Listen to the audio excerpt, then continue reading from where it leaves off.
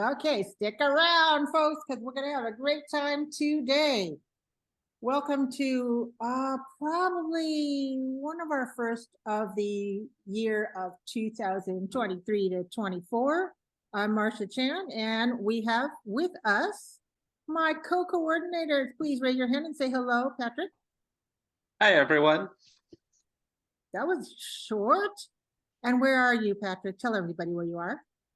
I currently live in Portland, Oregon, and I teach at Portland Community College and Portland State University. Okay, and our cohort here, we got a fellow named Randy Reitmeyer. Say hello. Hi, everybody. Happy Friday. I'm Randy Reitmeyer. I'm here in cloudy Santa Barbara, California. Ooh. Okay, so I'm usually in Sunnyvale, California, but guess where I am today? Can anyone guess? It starts with A-R. And the next letter is K. So where would that be? Arkansas. That is so smart. That would be Ellen Lang, I bet, right? Yep. And where are you, Ellen? I'm right here in Davis, California. Awesome. Okay. Well, I am here. I came to CATESOL, which happened in Rogers, Arkansas, which is also the home of my daughter and her family. So guess what? The bonus is to see my grandchildren. Well, you're not here for that. You are here to listen to Dr. Lara Wallace and Dr. Edna Lima, because they're going to answer this question. You know, like we want to know about ChatGPT and how it relates to teaching and learning of pronunciation. And so they're going to tell us some things that it can do and maybe some things that human beings might be better at doing. All right. So before we let them speak, we want to remind everyone here that we have some really cool things that you can access no matter where you are and what time of day or night it is. One of them is our top Padlet. And you can see maybe, Pat or Randy, you can throw that into the chat box in case people want to click on the link that goes to the tinyurl.com/CATESOL-top-Padlet. So this is our Padlet. It tells you how long we've been around. Okay, somebody knows how long we've been around? What is this? Our anniversary of the what year? Somebody will know this, right? Okay, the number of fingers I have on my hands. How many is that? 10. 10, right. So we have been in existence for 10 years, right? And some of you are members and some of you are non-members, as I understand. Some of you who are non-members may wish to become members because guess what? It's really inexpensive. Only $30 will get you all of these really great member benefits.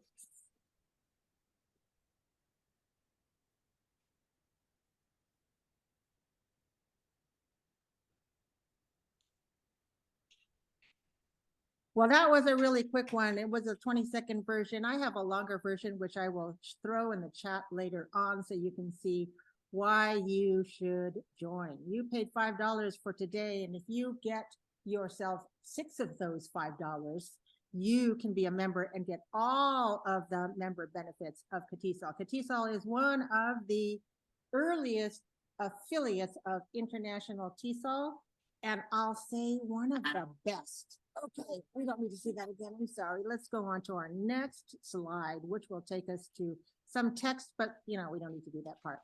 Now, some of you are kind of like inundated with messages on your email, and you would like to know just what CATESOL Talk is doing. So if you join our topic e-list, you won't miss an event. It will only be about stuff that we have going on here. So if you have not yet joined up to receive the email updates from us, Patrick, why don't you throw that into the chat? And those of you who have not entered your name in the hat yet, put it there and you will get a little message that says what our next event is. Okay, now I think it's time to give it up to our guest presenters, Lara and Edna, whom I know from PSLLT, which you all know from last week's session from John Levis. What does it stand for? The easy one is the first one. What's the letter P stand for? Pronunciation. Pronunciation, right. And what else does the rest of it stand for? Pronunciation in.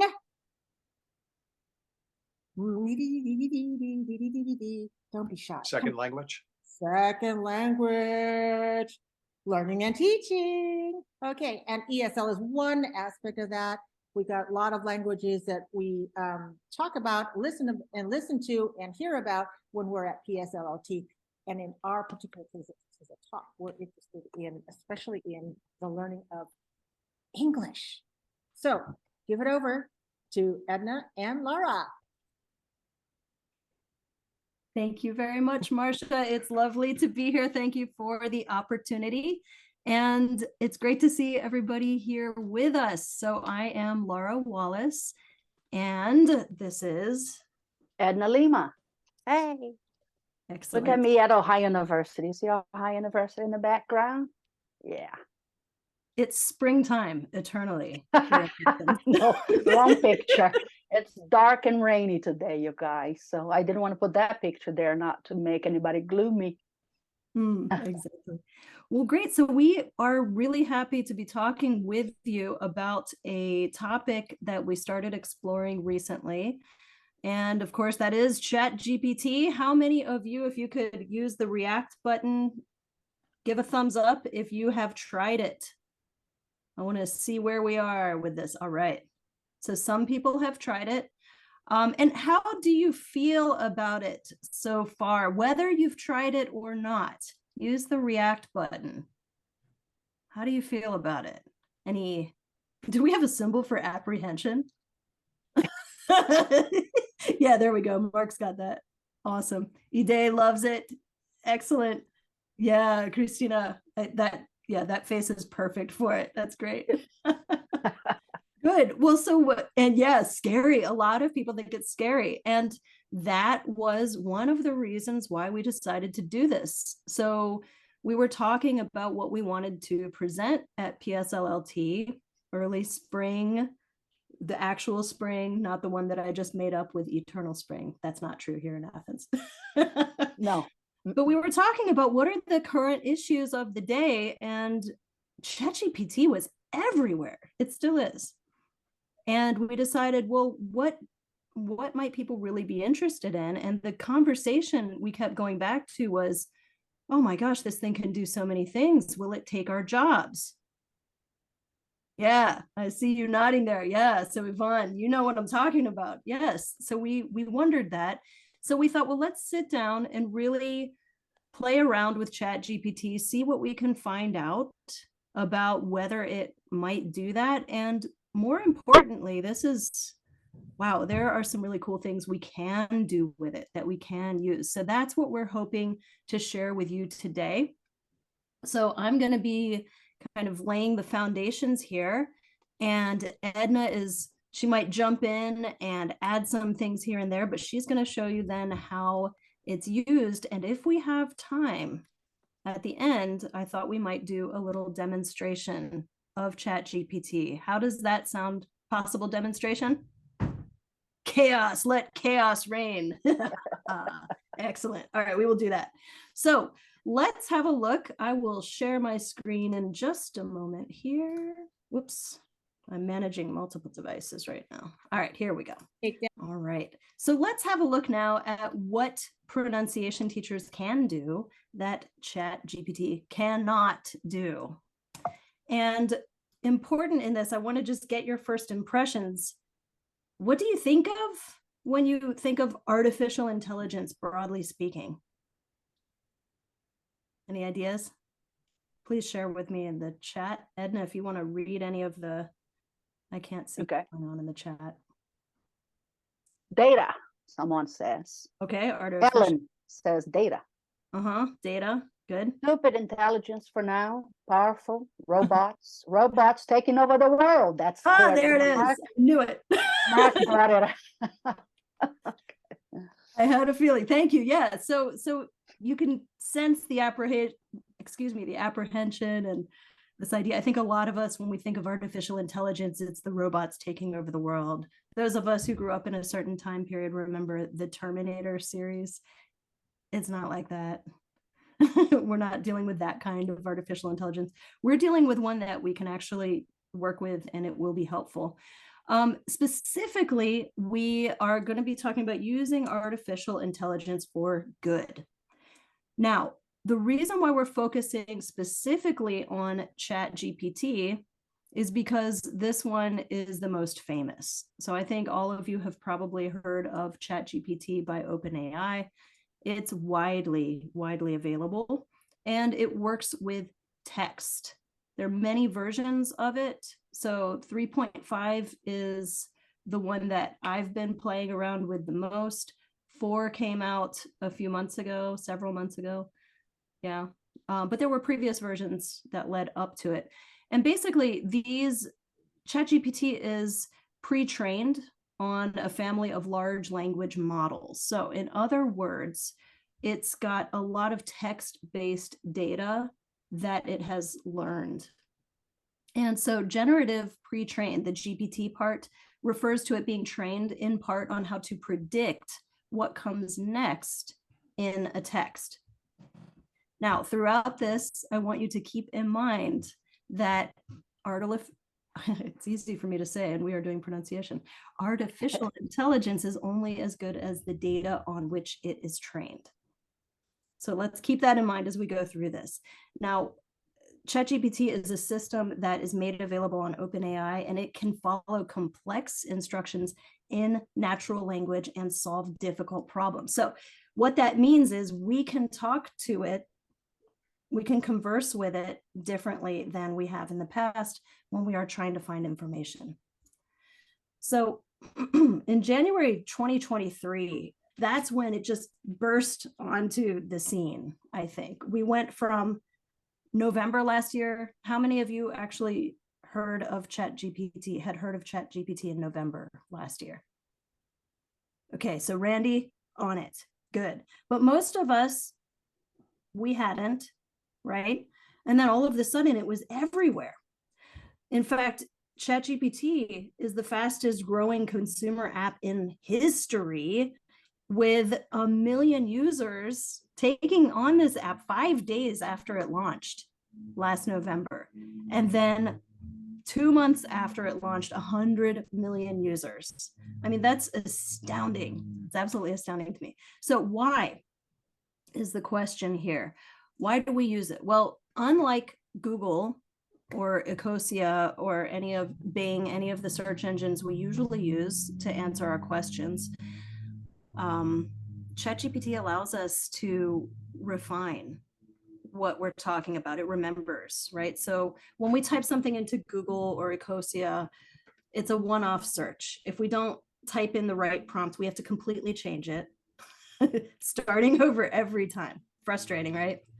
So ChatGPT remembers what you've prompted. And so what that means is you can refine your prompts to clarify, specify, and shift topics. You can change the topic. You can use it conversationally. You don't need to know any tricks like Boolean operators, right? You don't need to know anything about quotation marks. You just tell it what you want and converse with it. We'll show you how that works in a bit. So when it doesn't do what you want, you don't have to start over. You just tell it. You say, no, that's not what I mean. Instead, could you do this? Or instead, please create whatever, and it will do that. All right, I love it personally for brainstorming. I find it a really useful tool for brainstorming different ideas. So just as an example, I've been working with sustainability professionals to help them speak English confidently and effectively. And you might think sustainability is really niched, it's really specific. Guess what? It's not. We have all kinds of different areas, renewables, ESG, oh my gosh, like the list goes on. There's a whole alphabet soup. And I don't know everything about everything. Do you? No? Yeah, me either. So what I do is if I want to create a pronunciation activity and I want to use certain words maybe words with specific stress patterns or a specific peak vowel sound, for example, then what I do is I give ChatGPT that list of words and say, please create a fill in the blank activity using these words, set it at B2 level for English language learners, and use sentences in the context of renewable energy. And it'll come up with these ideas. I don't just copy paste them. I take them from there and say, oh, well, tell me what you mean more by number 2, or could you shift it so that, so that's how it's different from Google. You can keep working with it to refine and do more and to brainstorm and really to create. That's the most astounding thing that you can do. And I really believe that we are in this next technological leap in how we do things in the world. This is a huge revolution. So I'm excited that we're going to share with you today. So just to please, yeah. jumping in for a second, Cindy is asking us about prompts. Cindy, we are going to provide an example later on for you guys to see what we're talking about. And also it's important to remember that ChatGPT saves the entire conversation, right? So, and you can even share it as a PDF document with anybody, essentially, even people who don't use it. One thing we have to remember is that it doesn't pick up, if you stop, you come back a week later, it doesn't remember the conversation. So you have to trigger it to kind of remember, maybe, you know, copy and paste again the prompt, but you can converse with it for a year within that same conversation and have everything saved there. So an example of prompt coming soon, Cindy. Yes, thank you very much.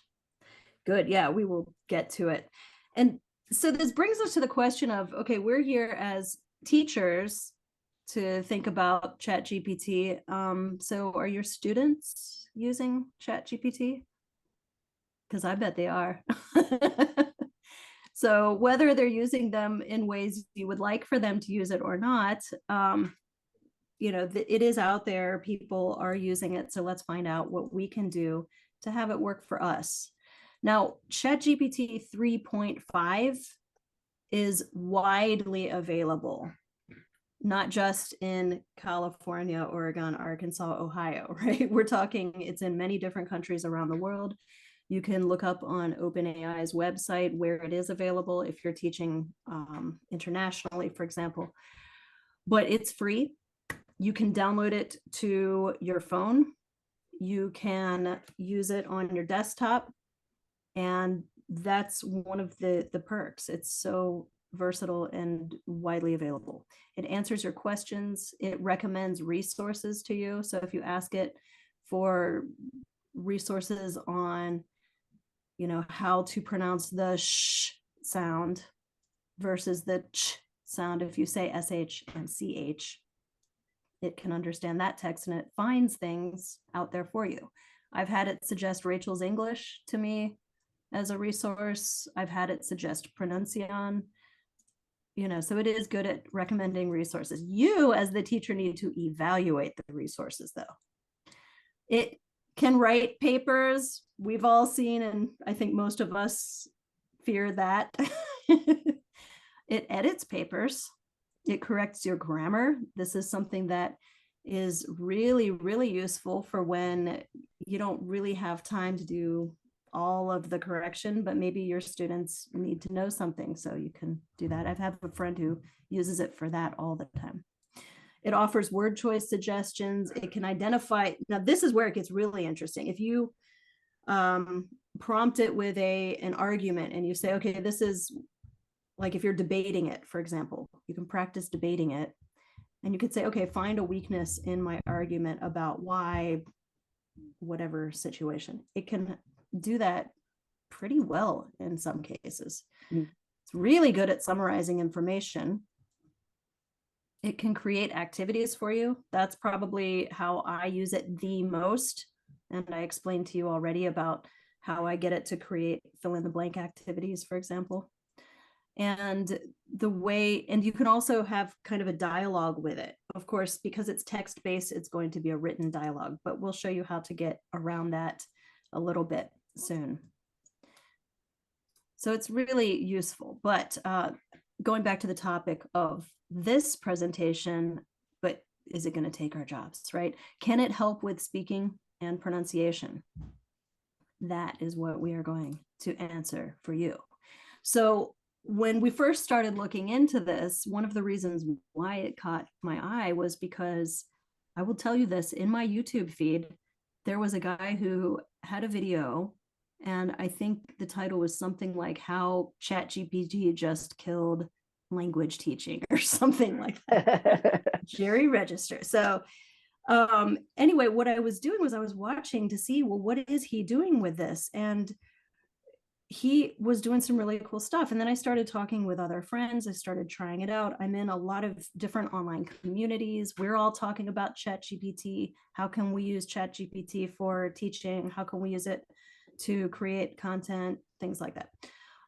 But the way that language learners have been using it is as a conversation partner, which if you want your students to practice speaking and they have limits to their time, like we all do, it's available 24 hours a day, 7 days a week.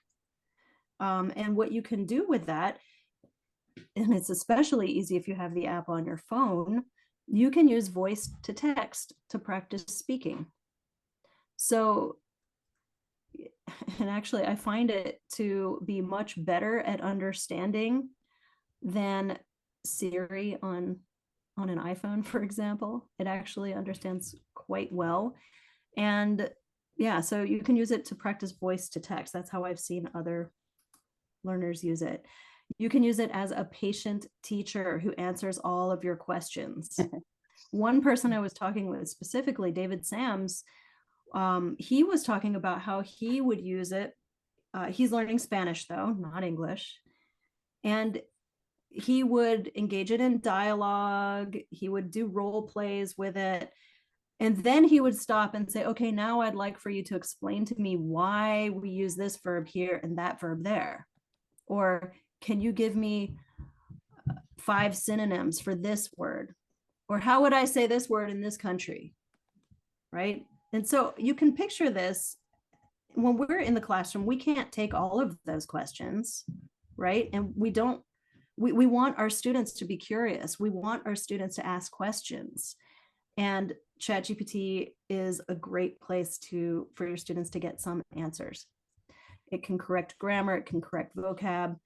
If you want some more ideas about how it's used, especially how you can install different plugins to convert its text to speech so they can practice listening, you can check out some of his videos. So I do have to share a note of caution with you though. Again, it is only as good as the data sets it learned. Now, GPT 3.5 was trained on data before 2021. By September 21. Yeah. And by September 21. Yeah, nothing after that. Right. So what has it missed? A lot of things have happened in the world since then. Yeah. So just know that it's not going to help with current events. So it also, because of the text-based nature, it still hasn't figured out how to, I mean, it can't identify pronunciation errors because it can't hear you, and it also doesn't have that capacity, right? It can't hear you. So it's not going to identify pronunciation issues. It's because it can't do that. It's definitely not going to correct any pronunciation errors. And oh my gosh, this one, Edna and I have had a lot of fun trying to get it to figure out minimal pairs, because you'd think with all of the data out there, it should be able to come up with lists of minimal pairs. It's terrible at them.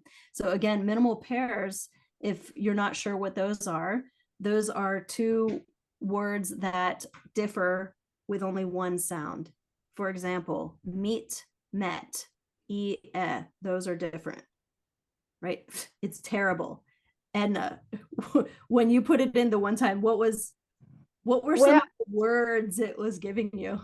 Well, interesting. At first, it got different sounds. So one word with 2 different sounds. So it was comparing, not directly minimal pairs. But I kept talking to it and explaining, no, you're not correct. Minimal pairs and then it apologizes to you, and then it resets its mindset. And at some point, it does give you pairs that have a difference in sound. The problem is it creates words that don't exist. Even though you keep telling it that word doesn't, it keeps trying to give you lists and lists, and there's always a word in there that doesn't exist. And interestingly enough, I have the paid version for research purposes, and I was like, let's see if the paid version is better. No, same thing. So be very careful, because it creates words that don't exist. So the thing about ChatGPT is the prompting. It's the secret behind how successful it is. So sometimes people expect to ask a question that's very vague and very general, and hope ChatGPT will answer. No, the prompt. That's why we even have prompt engineering now as a field. So you have to keep talking to it, and then it apologizes and it resets its course.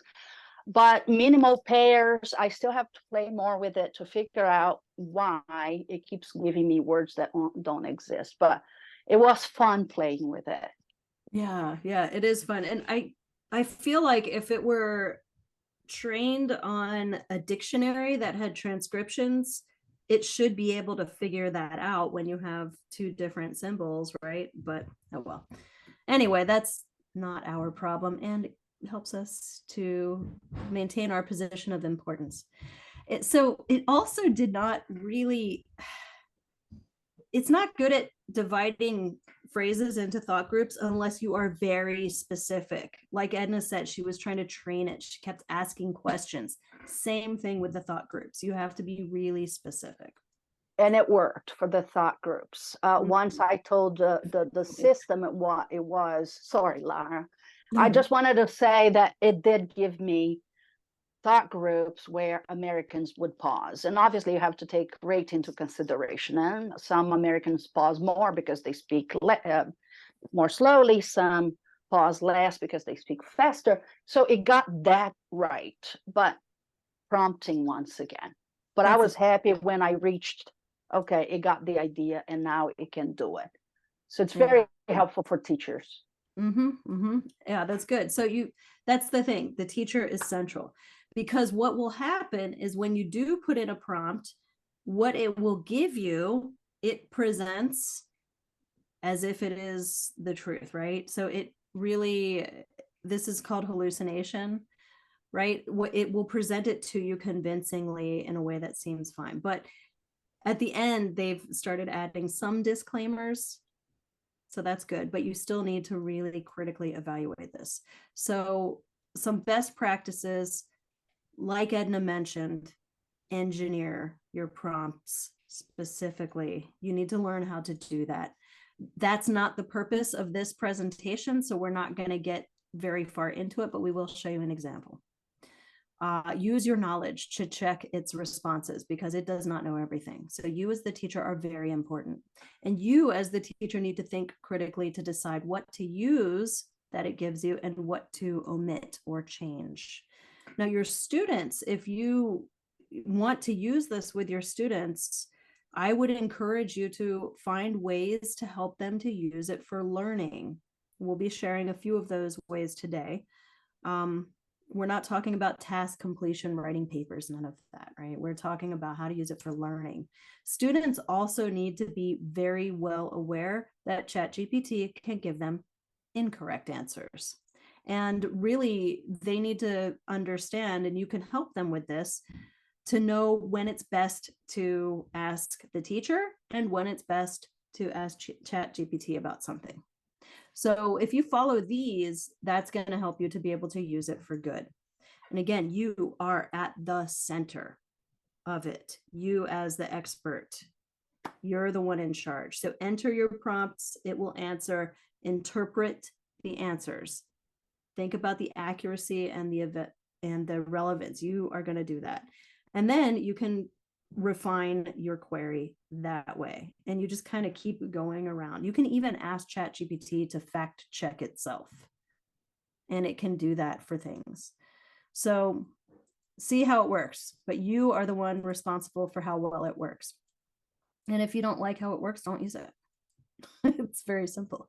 So let's see here. So how teachers can use it is basically, if you prompt it correctly, you can have it help you write lesson plans. You can create speaking, grammar, and vocabulary activities. You can ask it to use the communicative framework with that, actually. You can ask it to help you write needs analyses, to find resources, give feedback on grammar, vocab, and content. My favorite, you can help use it to create rubrics for feedback. This is something I've been doing with the international teaching assistants who I've been working with, because we were doing micro teaching demonstrations, and each one of those ITAs had their own communication goals because we had been working on specific areas that they need. So one person needs prominence, another person needs to use signposts, another person needs to use key choice to be able to easily demonstrate when we're changing the topic, right? And so what I did was I taught them how to use it to create a rubric for feedback using a very specific prompt, which I think we have coming up. But will ChatGPT take our jobs? We can use it for all kinds of things. I think you guys already can answer this based on what I've shared with you. Just, what do you think? Thumbs up? Is it not going to take our jobs, or thumbs down? Exactly. It's not going to take our jobs. So with that, Edna is going to tell you more. Yeah, Lara can rest her voice a little bit. Yeah, and I'm going to go and shut this door over here in a minute as soon as I can. Sorry. So like Lara was saying, it gives limited guidance. The guidance gets way better if you know how to prompt it and ask it the right questions. So they talk about ChatGPT hallucinating. And once again, the data it trained on was up to September 2021.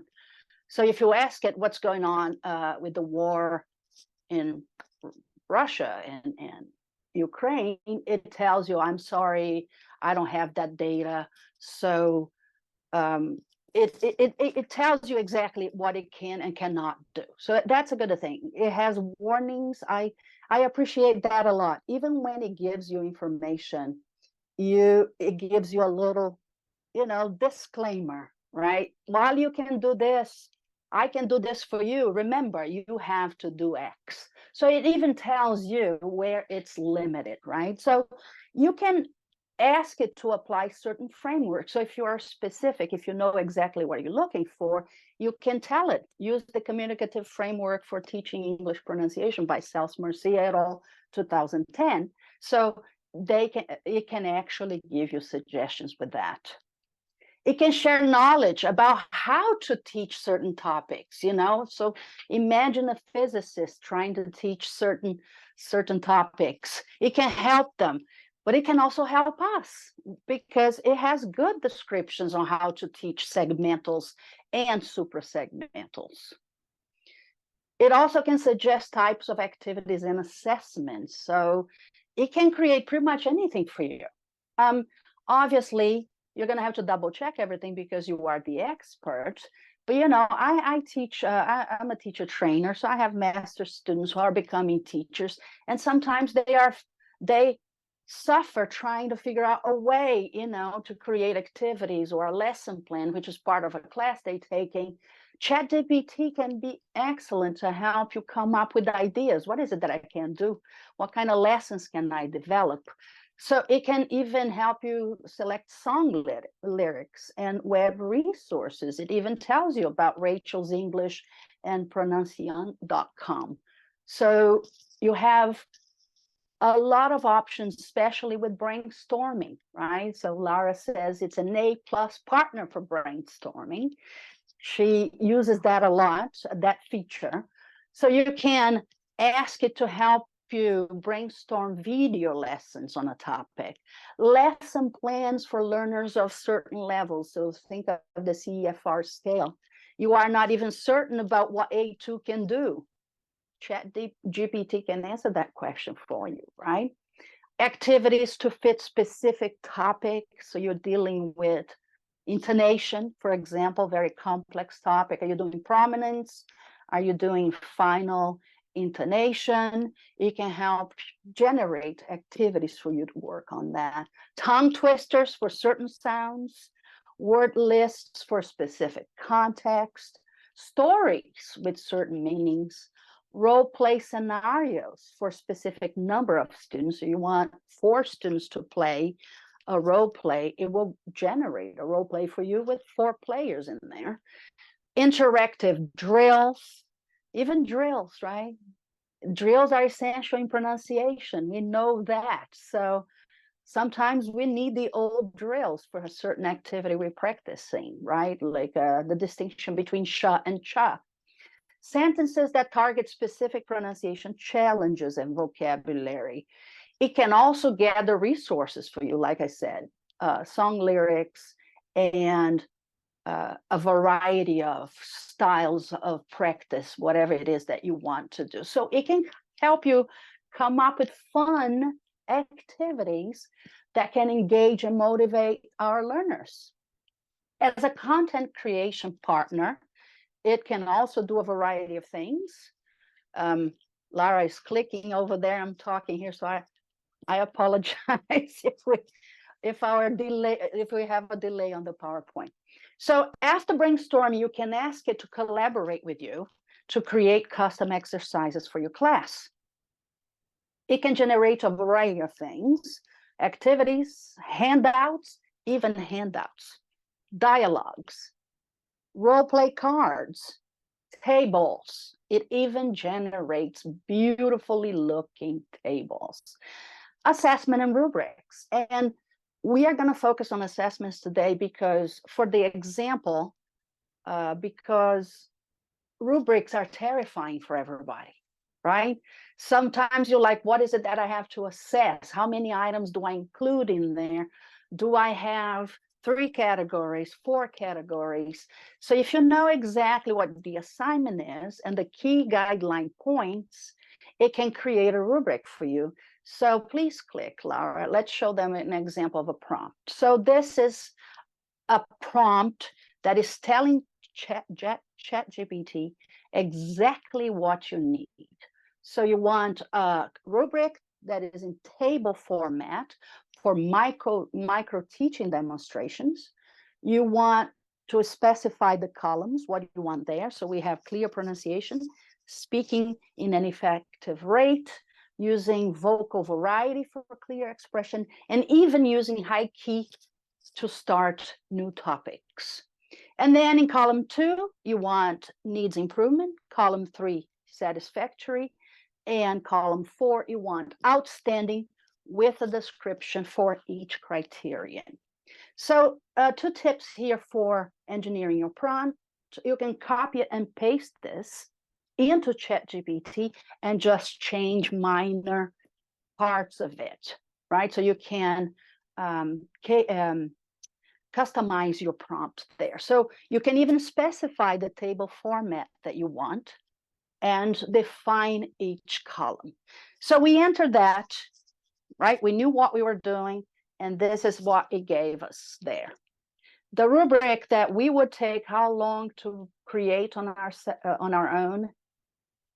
I don't know how fast you guys are, but I would take, I don't know, 2 hours maybe, if it's from scratch.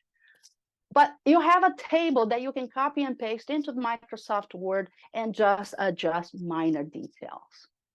So this is what we got with that prompt. No changes in there.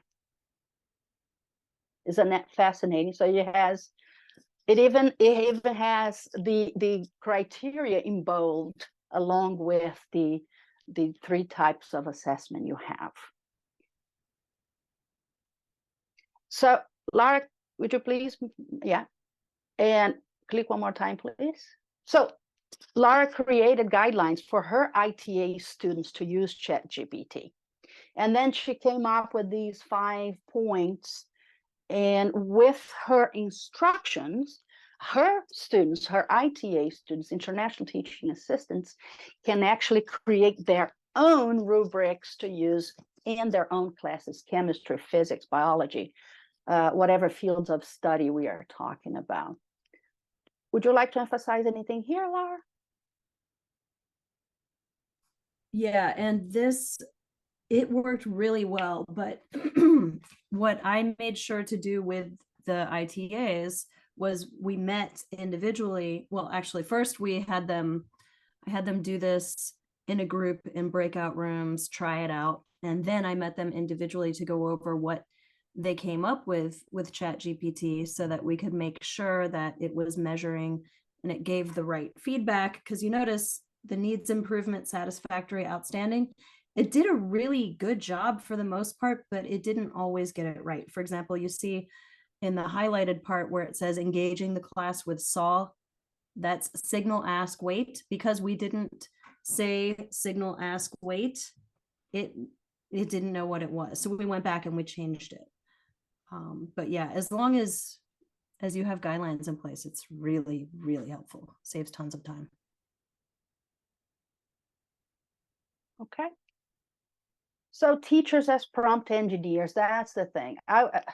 There was a full conference the other day about teachers, prompt engineering for teachers.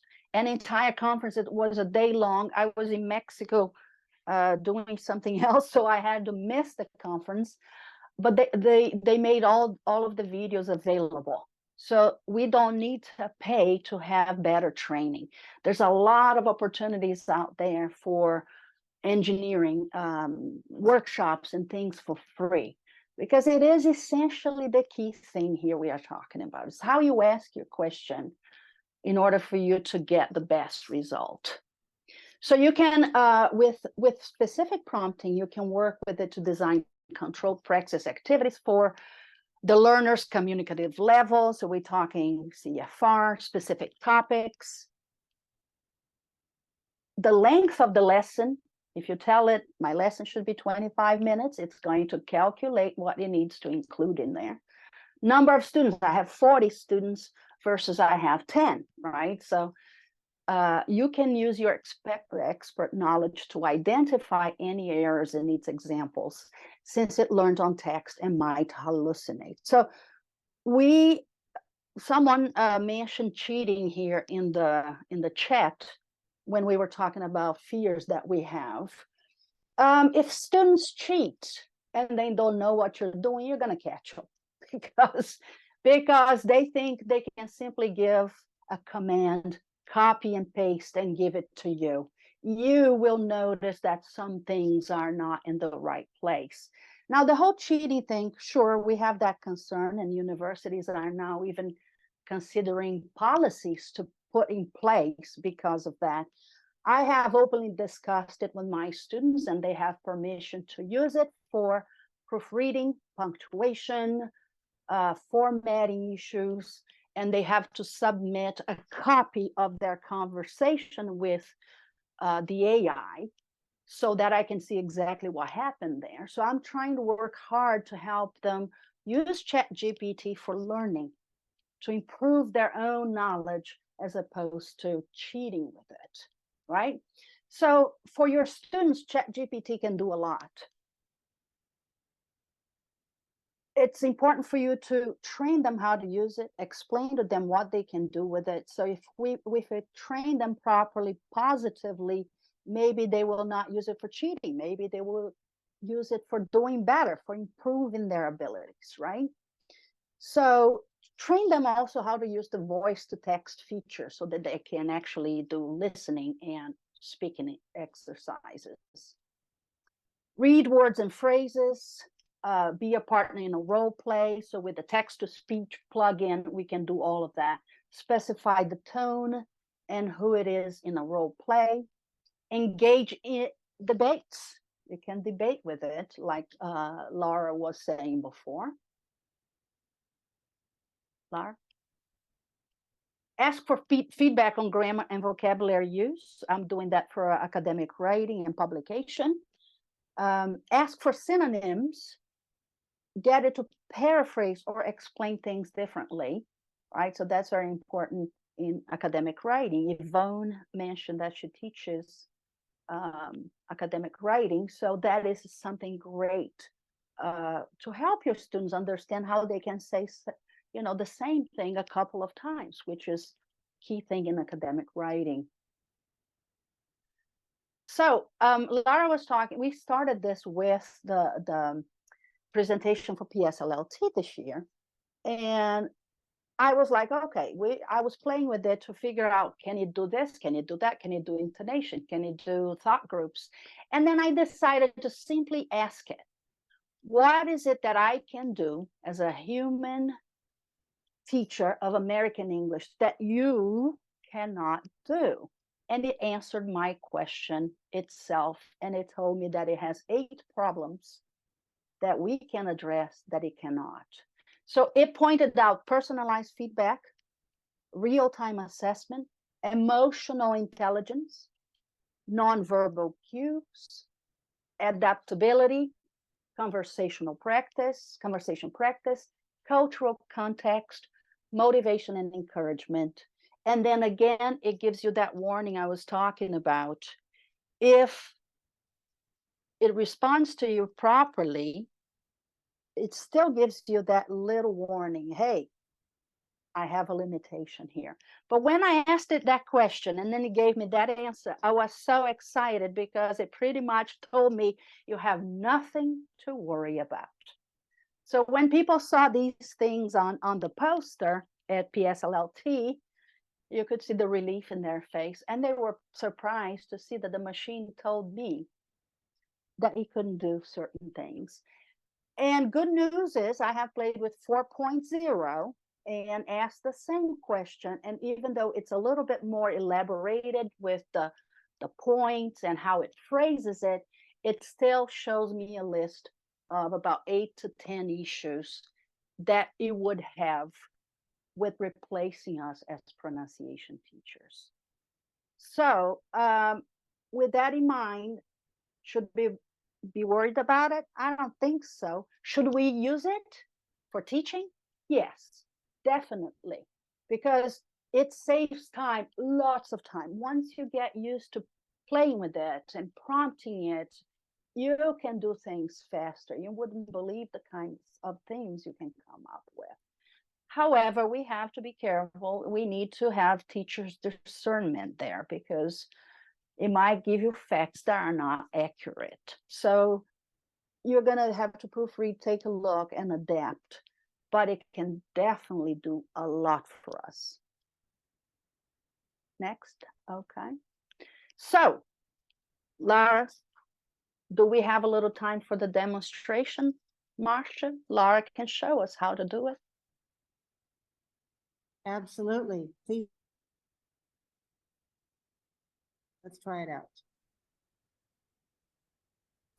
Great, thank you. So a couple of pointers when you are designing your prompts, as you're talking, in other words, when you're talking with ChatGPT, what you want to do is make sure that you clearly define the task, and a magical phrase you can use with that is tell it, I need to make a lesson plan. I need to make a worksheet. Now, there's another magical phrase you can use. It's called act as. So you could tell it, for example, act as a teacher, an ESL teacher with 20 years of experience in teaching students from around the world, right? And it actually will help to narrow how it tells you its responses. Also, make sure you clarify, tell it if anything is unclear, please ask me questions. You can literally type this and it will come back and ask you questions. And that's one of the ways that we get better, more accurate results from it when you tell it to ask you questions. As well, you can adjust for specificity by using the word now. So let's say you gave it a prompt, you can say, okay, now give me 10 examples. Now adjust this activity for a student of C1 level. Now make this into an in-person lesson. Now use a more friendly tone with your examples, or now make a table for me, or make a handout. And it does it. Okay, so those are some of the things to keep in mind. I'm going to switch screens here so I can share with you ChatGPT. Let's see, before we do a demo, are there, well, okay, this is going to be a group kind of activity with this demonstration. And here we go. So what I'd like is to be able to have you guys unmute your microphone. Maybe if Marsha or Edna or any of the co-hosts, Randy, Patrick, if you guys want to call on people or if you want to suggest things, that would be good. Because we are going to come up with a context ourselves. It is Friday in Ohio. It is nearly 4 o'clock. It's the end of a week. Rainy, dark. Rainy. So, and it'll be Great for watching a movie. Yeah. yeah. So it'll be great to have your participation with this. So this is ChatGPT. You can see I've been using it a little bit. It's interesting. On my phone, it has separate conversations. But anyway. All right. So what would we like to have ChatGPT do for us? What would you like it to do? I'm going to let one of the co-hosts let me know what they see in the chat. Ask the Oracle. No, I'm just kidding. I can go ahead. Please. So this is something that I've actually been looking into recently with mixed results. First Great. ChatGPT, but I want my students to practice the pronunciation of common two-syllable words with the stress on, for instance, the exceptions to the rule that verbs are mostly stressed on the second syllable. So words like follow, borrow, offer, visit. Okay. So what kind of, all right. So what comes to mind for me is this. So please suggest a few activities that I can use with my, what kinds of students? ESL, I assume. I would say A2. Okay, with my A2 university students in an intensive English program. It's community college. Ah, okay, in a community college. This might be too much information for it, but we'll just see what happens. Few activities I can use with my A2 university students in a community college for learning the pronunciation of two-syllable verbs like follow, borrow. What was the other one? Visit, maybe travel, Travel. happen. All right.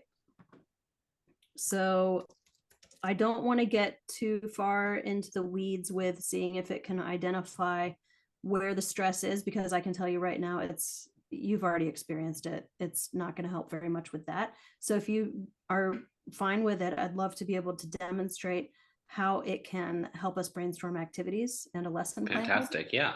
Okay. So let's look and see what it comes up with. Oh, I forgot about tic-tac-toe. So it tells us, yeah, we could do a word stress exercise, and it shows you how to do that on the board. It shows Tic-tac-toe. That's an interesting idea. Can show you a pronunciation relay. That's a lot of fun if your students can get up and move out of their desks. Verb charades. Oh, Marsha, I can totally see you doing that. That would be a great Marsha Chan activity. The pronunciation doctor. Yes. Song lyrics, pronunciation, storytelling. So you have those.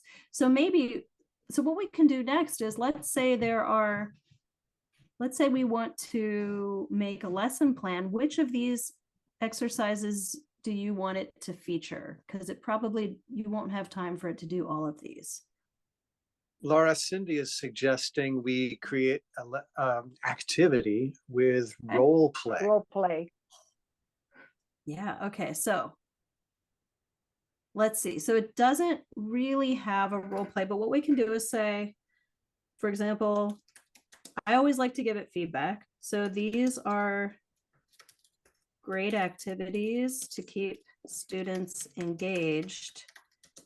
What would you suggest for a role play using those same words to practice word stress?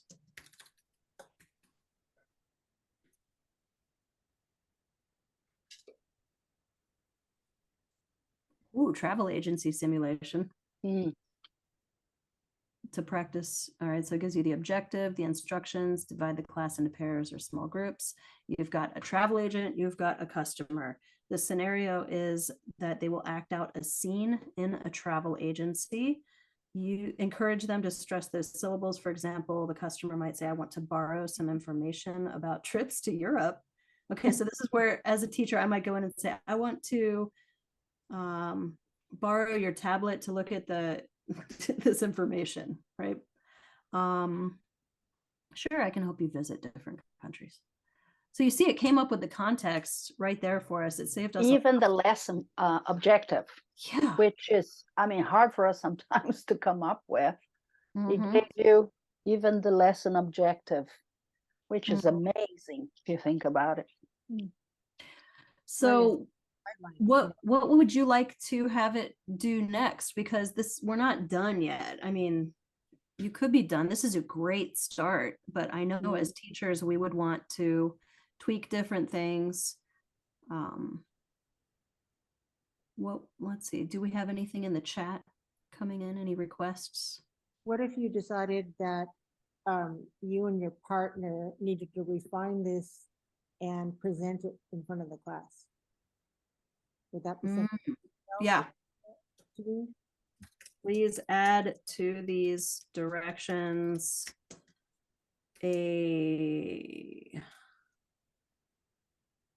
yeah.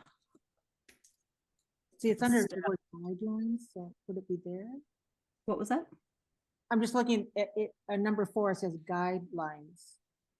Oh, no, that's to the teacher. Mm-hmm. Okay, All right, so I said, please add to these directions a step for presenting it in front of the class after practicing. So you can see that it gives you pretty much the same thing, but then we have presentation there we go. right here. And then feedback and discussion. Switch roles, repeat, wrap up. What about if you wanted to add a rubric? Oh, yeah. All right. So please create a rubric to evaluate the students' performance. Use a table format. Column 1 will be the criteria as follows: word stress, placement, number of syllables. I don't know, what else do we want to say? Prosody? Is that too hard? Prosody. Let's find out what it says. All right, column 2 is needs improvement. God, I'm having a fun time spelling right now. Oh, do they correct spelling when you make mistakes in spelling? Oh yeah. Thankfully, we have something coming up. All right, column 3 is satisfactory. Of course, you can change. Yeah. These. Column 4 is outstanding. Mm-hmm. All right, let's see. Okay.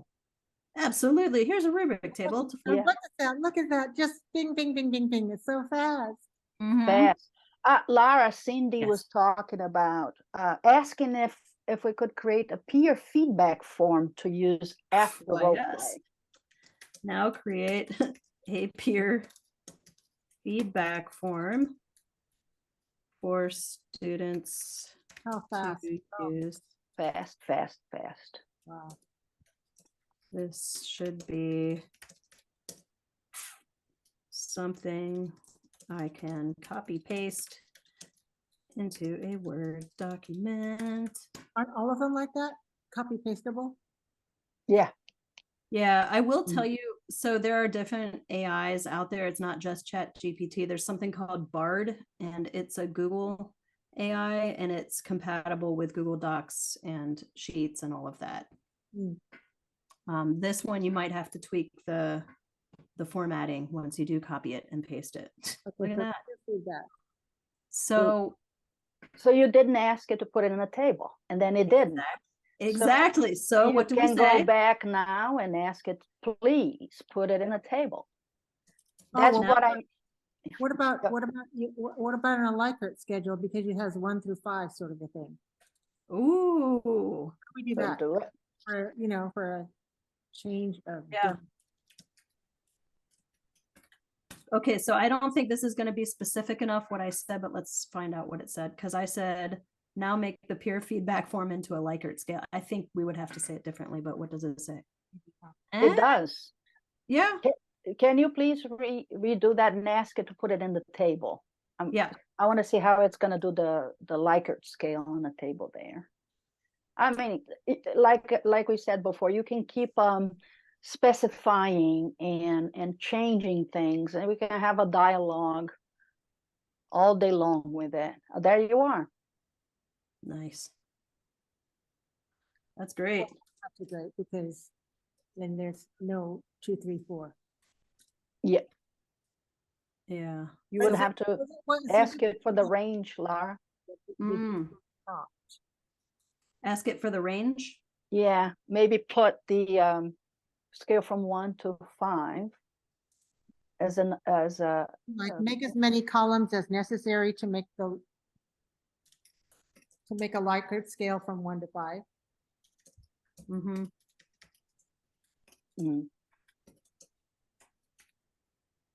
It never, Yvonne says it never, all capitals gets tired. Yeah. Except we do.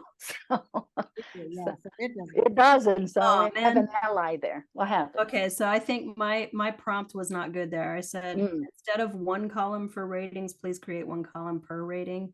And the Likert, that didn't work. So we can go back and we can ask it to do things, or we could just say, you know what, good enough. I can do that on my own. Right. And then we copy paste. So you can see this is a really powerful tool that can help you to save time, can help you brainstorm. It can help you with all kinds of things. And you are the one who is ultimately in control. And yeah, so it requires your personal Touch. expertise. Mhm. So I've noticed that it helps a lot when you put an example in.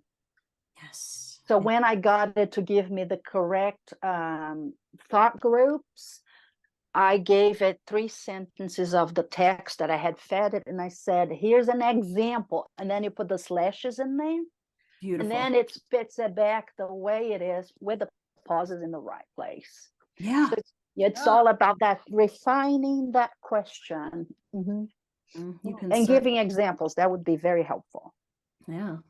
Right. So thank you all very much. I think Thank that you so much brings joining us here on a Friday. Mhm. Thank you. We hope that we were able to give you something useful and to help change your feelings from fear and apprehension to that of, oh, this could Ooh, be this is going to useful. help me I could out. use this. Ah, This might be good. How are you feeling now? If you've improved, please show us in your reactions. Yeah. If you're still shocked in a bad way, shocked face. All right. Well, thank you so much. Thank you all so much. It's been a Awesome. pleasure. It's Less intimidated by it. Good, Fatima. Fatima is less intimidated by it. So Excellent. glad to hear that. I'm just reading the chat there. Yeah, that's great. I can Sorry find if we missed any of your comments, you guys, because it was hard to keep the chat and be looking at the slides and presenting, you are welcome to email either of us, Mhm. and we'll be happy to answer your questions. Mhm. And please feel free to connect on I'm gonna stop LinkedIn. Recording now. Have fun, Cindy. And we'll say goodbye to all of our wonderful participants. And we'd like to, but before we say goodbye, let me tell you what's coming next. Do you want to know what we're doing next? Raise your hand. Yes. Of course, We're of doing course. Okay, so we're gonna have a talk by D. Liu, Dr. D. Liu, on December 8th at noon. It's a Friday, as usual, but we didn't want to do it. Usually we do things later in the month, but because of the Christmas holidays, we decided to do it earlier. So I hope you are available and will mark your calendars with the pencil at least, but we will get that out. I believe it's already on the CATESOL calendar. Check it out. But also remember to join the e-list that probably Patrick can put in the chat one more time, just in case those who came late didn't get it. And you will get an email to remind you and let you know where to sign up. Okay, thanks so much. Bye-bye, everyone. Thank you.